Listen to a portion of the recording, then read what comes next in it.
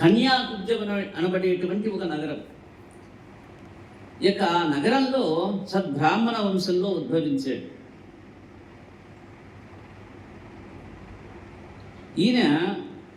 వీరి యొక్క నాన్నగారు పాపం వేదాంగ పారంగతుడట. త్రికాల సంధ్యలను ఆచరిస్తూ ఉండేవాడు. ఇదిగాక తాను 10 మందికి వేదాన్ని నేర్పి ఉన్నట్ట. అప్పటికే పురాణ ప్రవచనం చేస్తూ ఉండేవాడు ఈ యొక్క అజామీరుని యొక్క తండ్రి. అత్యంత సంతోషంతో జీవితాన్ని గడుపుతూ ఉన్నాడు. అన్నిటా సమర్థుడైనటువంటి వాడు. యాదృచ్ఛికంగా అతని యొక్క కుమారుడు ఒకడు ఉద్భవించాడు. వాడి పేరు అజామీరుడు అని చెప్పి పేరు పెట్టారు. అలాంటి యొక్క అజామీరుడు పుడుతూనే ఐశ్వర్యవంతమైనటువంటి గృహంలో ఉద్భవించాడు. బాగా సంపదలు ఉన్నాయి వాడికి.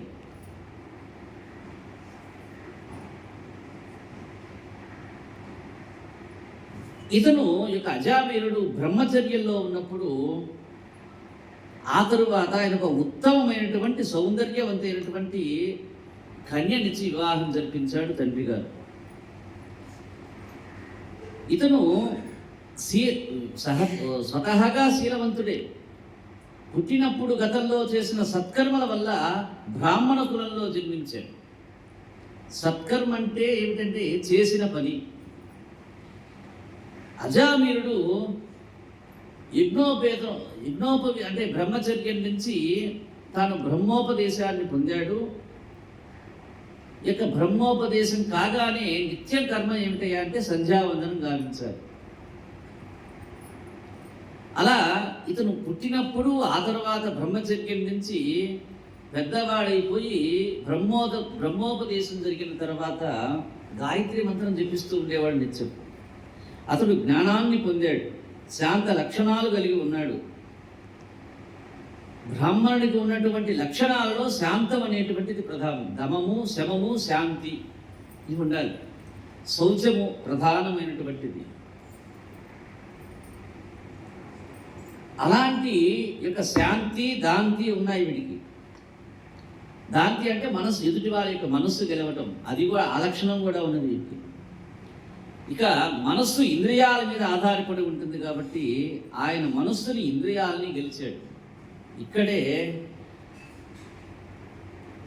కాలం యొక్క ప్రభావం ఒక్కొక్కసారి ఒక్కొక్క విధానంగా పనిచేస్తూ ఉంటుంది.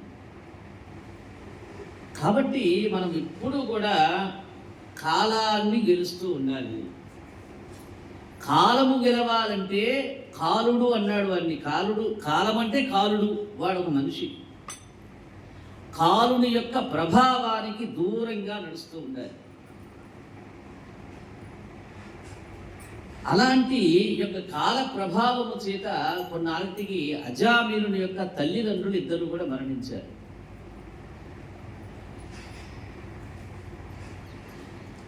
ఆ తరువాత వివాహ ప్రక్రియలు అయిపోయినాయి. వీడు సంసారాన్ని కొనసాగిస్తూ ఉన్నాడు. ధర్మశీలుడై ఉన్నాడు. నిరంతరము తను చేయవలసిన కర్తవ్యాన్ని గూర్చి ఆలోచించగలిగినటువంటి వాడై ఉన్నాడు. తన ధర్మాన్ని తాను నెరవేర్చగలుగుతూ ఉన్నాడు. కానీ తాను చదువుకున్న అనుష్ఠాన పర్యంతం తీసుకొచ్చాడు. ఎన్నో మంత్రాల సిద్ధిని పొందాడు. అతని శరీరం మంత్రపూతమైపోయింది. దేవతానుగ్రహాన్ని పొందాడు. అజామీరుడు సత్యభాషణ నియమాన్ని పెట్టుకున్నాడు. ధర్మాన్ని వదలకుండా సంసారాన్ని కొనసాగిస్తూ ఉన్నాడు. నిత్య నైమిత్తిక కర్మల్ని వదిలిపెట్టలేదట. ఈ విధంగా అజామీరుడు రాశీభూతమైనటువంటి బ్రాహ్మణ తేజస్సుని పొందాడు. భగవంతుని గొప్పదనం గురించి పెద్ద స్తోత్రం చేస్తాడు భాగవతంలో అజామీరుడు. యవనం గురించి పోతన అనేక రకాలుగా వివరిస్తాడు తెలుగు పోతన భాగవతంలో. ఇక అజామీరుడికి యవనం వచ్చేసింది. ఇక బాల్యం నుంచి యవనంలో ప్రవేశించాడు. ఈ యొక్క మానవుడికి 5 ఇంద్రియాలతో కూడి ఉంటుంది ఈ యొక్క శరీరం. ఆ యొక్క ఇంద్రియాలతో భోగాలను అనుభవిస్తూ ఉంటాడు మానవుడు. భగవంతుణ్ణి చేర్చుకోవచ్చు. ఏది? ఇంద్రియాలను ఉపయోగించి భగవంతుణ్ణి చేరచ్చు. కాళ్ళ చేత ఆలయ ప్రవేశం చేయొచ్చు, క్షేత్రాలు తిరగచ్చు. చేతుల ద్వారా నిత్యము భగవంతుణ్ణి ఆరాధించవచ్చు, దాన ధర్మాది కైంకర్యాలు చేయవచ్చు. నోటి ద్వారా నారాయణ స్మరణ చేయవచ్చు. కళ్ళ ద్వారా నిరంతరం స్వామివారి యొక్క మంగళ విగ్రహ స్వరూపాన్ని దర్శనం చేయవచ్చు. చెవుల ద్వారా స్వామి దివ్యమైనటువంటి చరితమును వినొచ్చు, భాగవతం వినొచ్చు, భారతం వినొచ్చు, రామాయణం వినొచ్చు, ఉపనిషత్తులు వేదాంగాలన్నీ కూడా వినొచ్చు చెవుల ద్వారా. ఇక ముక్కు ద్వారా స్వామివారి యొక్క పాదాల దగ్గర ఉంచబడి ఉన్నటువంటి పుష్ప తులసీదళాల యొక్క వాసన చూడవచ్చు. ఇవన్నీ ఏమిటాయి అంటే భగవంతుని దగ్గరికి తీసుకువెళ్తాయి. కన్ను తప్పుగా భ్రమణ కల్పిస్తే దీపపు పురుగు నశించిపోతుంది. అంటే ఒక పురుగు ఉంటుంది, అది ఎదురుగా దీపాన్ని చూసి ఏమని చెప్పి భ్రమిస్తుంది? తినే ఆహారంగా భ్రమిస్తుంది. దాన్ని తిందామని చెప్పి దీపం దగ్గరికి వెళ్తుందట. ఏమవుతుంది? చచ్చిపోతుంది. కాబట్టి ఆ యొక్క పురుగుకి ఏది చెడింది? కన్ను చెడింది. అంటే చూసింది తేడా అయిపోయింది. కాబట్టి కన్ను తప్పుగా భ్రమించింది అనుకోండి, పురుగు నశించిపోతుంది. పురుగు దీపాన్ని చూసి తినే వస్తువు అని చెప్పి దీపం మీదకి వెళ్ళింది. రెక్కల కాల కింద పడి నశించింది. దాని దృష్టికి దీపం ఆకర్షించేదిలాగా ఉంది. మా ఇంటి దీపమే కదా, నేను దాన్ని తీసుకొని నెత్తిన పెట్టుకున్నానంటే దూరుకుంటుందా? దీపం లక్షణము కాంతి వచ్చేంత వరకే వాడుకోవాలి. అది జేబులో పెట్టుకున్నా అంటే ఏమవుతుంది? ఒళ్ళు తగలబడిపోతుంది. కాబట్టి యవ్వనంలో ఉన్న పిల్లవాడిని పొగిడి పాడు చేయకూడదు పెద్దవాళ్ళు. కన్ను బాగా పనిచేస్తే దీపపు పురుగు నశించిపోయింది. పాటంటే చెవికి ప్రీతి. లేడికి ఒక పెద్ద అలవాటు ఉంటుందట. లేడి అనేటువంటి జంతువుకి 2-3 రోజులు వల పన్నుతాడు లేడికి. ఒకవేళ జింక అటుగా రాకపోతే ఒక పెద్ద చెట్టు మీద కూర్చొని పాట పాడతాడు. పాట పాడుతూ కూర్చుంటాడు, పైన ఈల వేస్తూ అని చెప్పి రాగాలు తీస్తూ ఉంటాడు. ఎక్కడో గడ్డి తింటున్న లేడి ఆ పాట విని దానికోసం పరిగెడుకుంటూ వస్తుంది. అక్కడెక్కడో చెట్టు మీద కూర్చొని వాడు పాడుతుంటే ఈ మధ్యలో వల వేస్తాడు. ఆ పాట మీద ఇష్టంతో ఈ మధ్యలో ఏది కనపడదు వాడు. దానికి అంటే దాని మీద ఇష్టం. ఆ చెవు అటు పెట్టుంటుంది, పరిగెడుతూ వెళ్తూ ఉంటుంది. ఎక్కడ పడిపోతుంది? వలలో పడిపోతుంది, వాడి చేత చిక్కిపోతుంది. చర్మానికి కండూతి అంటే దురద అనేటువంటి లక్షణం ఉంటుంది. అది ఏనుక్కుంటుంది. ఈ కండూతి దోషం ఏనుగుని పట్టుకునే వాళ్ళు ఏం చేస్తారా అంటే పెద్ద గొయ్యి తీస్తారు, పైన గడ్డి పరుస్తారు, ఏదో 2 బొంగులు వేసేసి. అది ఉల్లు గోక్కోవడానికి వీలైన పరికరాలు అక్కడ పెడతారు. అంటే దాని ఎదురుగా ఒక బొంగు నాటుతాడు. ఇది ఏం చేస్తున్నాయి అంటే ఆ బొంగుకి రాకురాడుతూ దాని బరువు వలన చిన్నగా గోతులో పడిపోతుంది. చూడండి, ఇవన్నీ ఏమిటి? ఇంద్రియాలు. ఈ ఇంద్రియాలని ఎలా ఉంచాలి? అదుపులో ఉంచాలి ఇంద్రియాలని. ఇక రసేంద్రియం అనేటువంటిది ఉంది ఒకటి. ఏమిటది? నాలుక. రసేంద్రియం అంటే రసం అంటే రుచి. దీనివల్ల పాడైపోయేది ఏమిటి అంటే చేపని ఎలా పడతాం మనం? దాన్ని ఏమంటాడు? వలగా ఎర వేస్తాడు వాడు. ఒక చిన్న వానపాముని సూది గుస్తాడు, దాన్ని నీళ్ళలో వదులుతాడు. పాపం యొక్క రసేంద్రియము కలిగినటువంటి చేప దాన్ని నాలికతోటి లాగాలని చూస్తుంది. ఏం గుచ్చుకుంటుంది? పిన్నిసుకు గుచ్చుకుంటుంది. సూదికి గుచ్చుకొని దాని చావు దగ్గరికి తెచ్చుకుంటుంది. ఇవన్నీ ఆ యొక్క పరంపరలోనే, అంటే మన యొక్క ఇంద్రియాలు లోనైపోవటము, అధోగతి పాలైపోవటము. ఇక వాసన, పద్మములో సుగంధం ఉంటుంది. పువ్వు లక్షణం ఏమిటి? గంధము. ఆ యొక్క పద్మాల్లో సుగంధం ఉంటుంది. ఆ యొక్క సుగంధాన్ని అనుభవించడం కోసం ఎక్కడి నుంచో సీతాకు చిలుక వస్తూ వస్తూ వస్తూ వస్తూ పువ్వులో ఉండేటువంటి మకరందాన్ని పిలిచి, మకరందం అయిపోయినా సరే కాసేపు అక్కడే పడుకుంటుంది.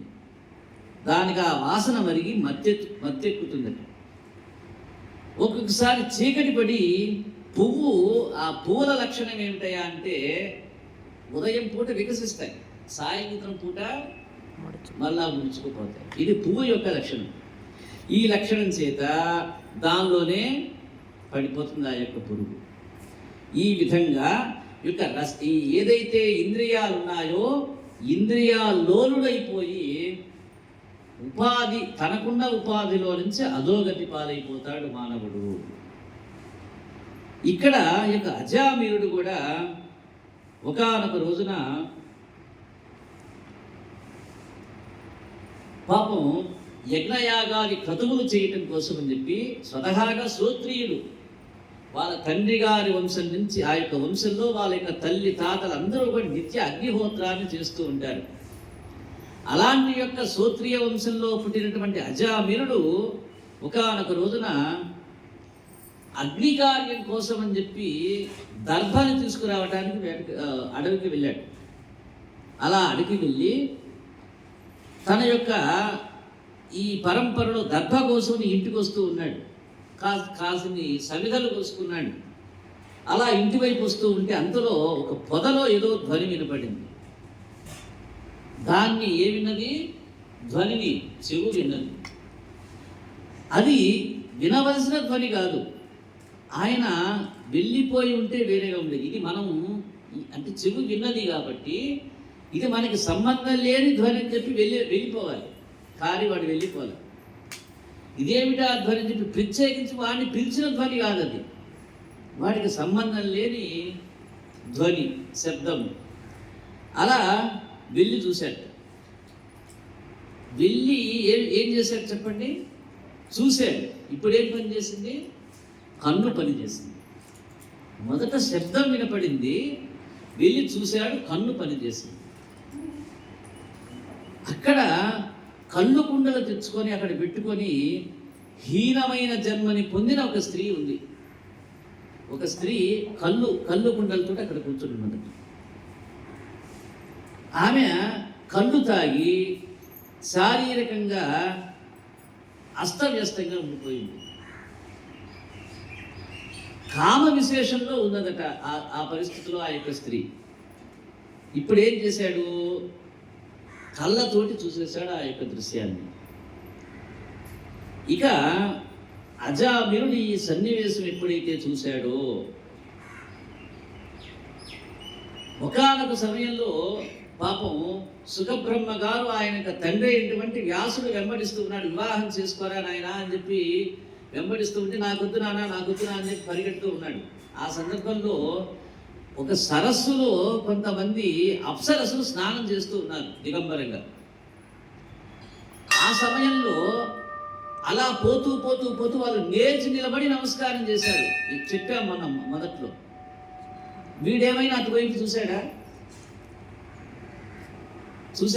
శుకుడు చూశాడా అటువైపు? లేదు. కానీ ఈ బ్రాహ్మణుడు ఏం చేశాడు? అటువైపు చూశాడు.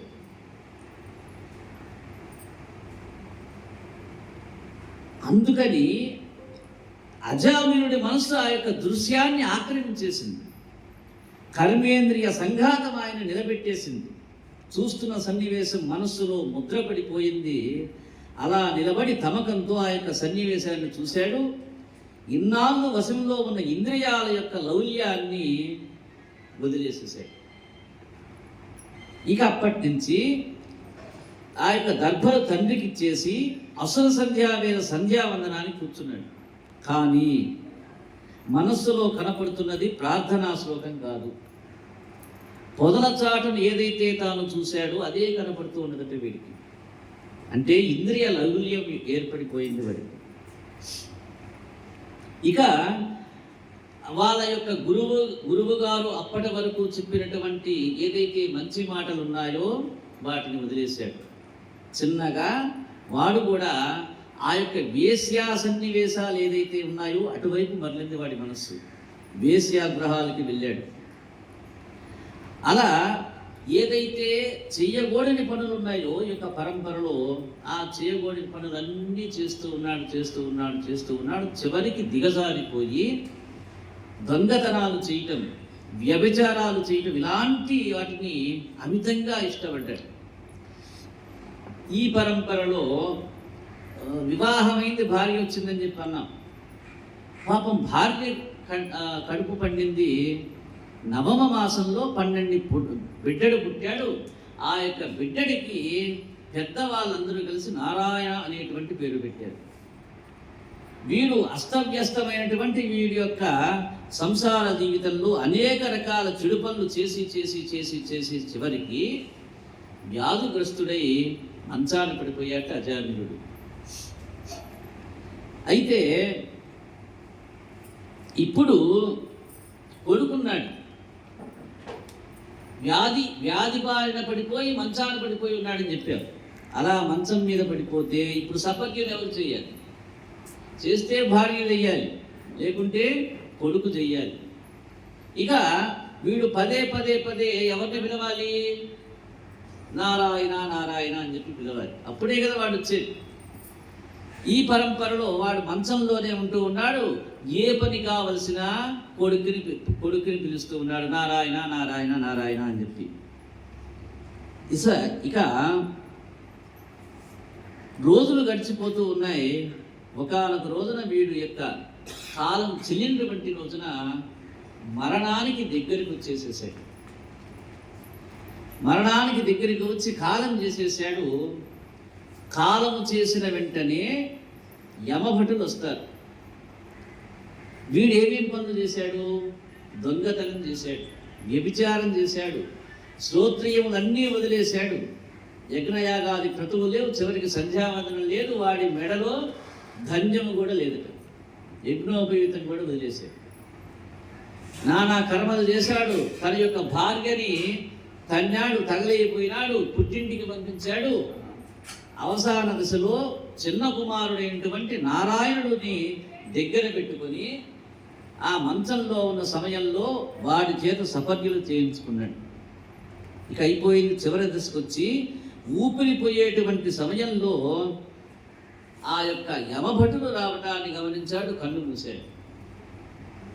ఇక యమభటులు పాశాన్ని వేసి లాగుతూ ఉన్నారట. అదే సందర్భంలో 4 దివ్య తేజోవంతులైనటువంటి మహాపురుషులు వచ్చి యమధర్మరాజు భటులతోటి తగులు పెట్టుకోవటం మొదలైందట. యమధర్మరాజు భటుల మీద తగులు పెడుతూ ఉన్నారు. ఏమని? మీరెందుకు వచ్చారా ఇక్కడికి అన్నారు. ఏమిటయా నువ్వు మాట్లాడటం? వీడెవడు? అజామీనుడు. ఎవరిని వచ్చారో మీరు? ఇతను అజామీనుడయా? అదేమిట్రా అజామీనుడైతే ఏమిటన్నారు. అసలు అజామీనుడంటే ఎవరో తెలుసా? యజ్ఞోపవీతాన్ని తెంపి కింద పడేశాడు, నిత్యము సురాపానము చేశాడు, నిత్యం వ్యభిచార కుంపలో ఉన్నాడు, భార్యని పుట్టింటికి తరిమి తన్నాడు, కొడుకుని అనేక రకాలుగా హింసించాడు, చెయ్యని దొంగతనం లేదు, తిరగని సానికొంప లేదు. అలాంటి అజామినుణ్ణి ఎవరు తీసుకువెళ్ళాలి మేము తప్ప అని చెప్పి యొక్క యమభటులు తగు పెట్టుకున్నారు విష్ణు భటులతోటి. అయితే ఒరే మీరు పొరపాటు పడ్డారా నాయన, ఈ వచ్చినటువంటి వాళ్ళను మేము విష్ణుదూతలని. విష్ణుదూతలు సామాన్యంగా ఎక్కడికైనా వస్తారా? ఇంతకుముందు ఎప్పుడైనా చూసారా మమ్మల్ని? ఇది మేము ధర్మయుక్తంగా యొక్క పనికి వచ్చేసాం, మీరు తిరిగి ఇంటికి వెళ్ళిపోండి అని చెప్పి వాళ్ళు తగు పెట్టుకుంటూ ఉన్నారు యొక్క యమభటులతోటి. వీళ్ళిద్దరి మధ్య ఘోరమైనటువంటి వాదోపవాదాలు జరిగిన తర్వాత ఇక చేసేది లేక ఆ యొక్క యమభటులు తిరిగి వెళ్ళిపోయి వాళ్ళ యొక్క రాజుగారైనటువంటి యమధర్మరాజుతో అంటూ ఉన్నారట, అయ్యా మేము అజామిలుని పట్టుకొని తీసుకురావడానికి వెళ్ళాం, కానీ అక్కడ విష్ణుదూతలు ఉన్నారయ్యా. మేము వెళ్ళేసరికి ఆ యొక్క విష్ణుదూతలు అనేక రకాల వాదోపవాదాలు చేసి మమ్మల్ని వెనక్కి పంపించారు. ఏమిటి ఇప్పుడు మేము చేయవలసినటువంటి కార్యం అన్నారు. మాకు అనుమానమయ్యా, ఇన్నాళ్ళ నుండి నీవు తీసుకురమ్మన్న వాళ్ళని మేము వెళ్ళి తీసుకుని వస్తూ ఉండేవాళ్ళం, ఎవ్వరూ విసుగాల. కానీ ఈ వేళ మేము వెళ్ళేసరికి అక్కడికి నలుగురు వచ్చి అజామిలుని పట్టుకొని వెళ్ళిపోయారు. తెలుసో తెలియకో భగవంతుని నామం చెప్పడం వల్ల అతని యొక్క పాపాలు పొయ్యాయని చెప్పి వాళ్ళు అంటూ ఉన్నారు. ఏం చెయ్యాలి, మా పరిస్థితి ఏమిటని చెప్పి అన్నారు. అప్పుడు యమధర్మరాజు అంటూ ఉన్నాడు తన యొక్క భటులతోటి, అందరినీ పిలిపించి ఒక సమావేశాన్ని ఏర్పాటు చేసి ఒక విషయాన్ని స్పష్టంగా చెప్పేశాడు. జీవులు తమ యొక్క జీవితాల యందు అనేక పాపకర్మలు చేసి ఉంటారయ్యా. చేసిన పాపం నశించడం మాట ఎలా ఉన్నా, చేసిన పాపం చాలా తక్కువ స్థాయికి వెళ్ళిపోవాలంటే ఒక కర్మ ఉన్నది. దానికి ఏమంటాడంటే ప్రాయశ్చిత్త కర్మ అన్నాడు. ఏ తప్పైనా కానీ ప్రాయశ్చిత్త కర్మ చేసుకుంటే ఆ యొక్క తప్పు యొక్క పాప పరిహారం అవుతుంది. ఆ యొక్క తప్పు యొక్క పాప ఫలం తగ్గిపోతుంది. దానికి ప్రాయశ్చిత్త కర్మ అన్నారయ్యా. ప్రాయశ్చిత్తం చేత వారు చేసిన పాపాల వ్యగ్రతని తగ్గించుకునే అవకాశం ఉంటుంది. కర్మని భక్తి వైపు తిప్పాలి. ఏ పని చేస్తున్నా భగవదార్పితం చెయ్యాలి. భక్తికి బదులు వెర్రి అనుమానాలు ప్రారంభమైపోకూడదు కర్మ ఎందు. కలలో ఇందిరారమణి యొక్క పాదాలు కనపడని వాడు ఎవడైనా ఉంటే వాడిని మీరు తీసుకువచ్చేయచ్చు, ఎలాంటి అనుమానం లేదు. నిరంతరము శ్రీమన్నారాయణ యొక్క పాద పద్మాలను ఎవరు తన యొక్క మనస్సులో పెట్టుకొని ఉంటాడో, బుద్ధితోటి నారాయణ నామస్మరణ ఎవరు చేస్తాడో వాడిని ఎలాంటి స్థితిలో నీవు తీసుకురాలేవురా నాయనా.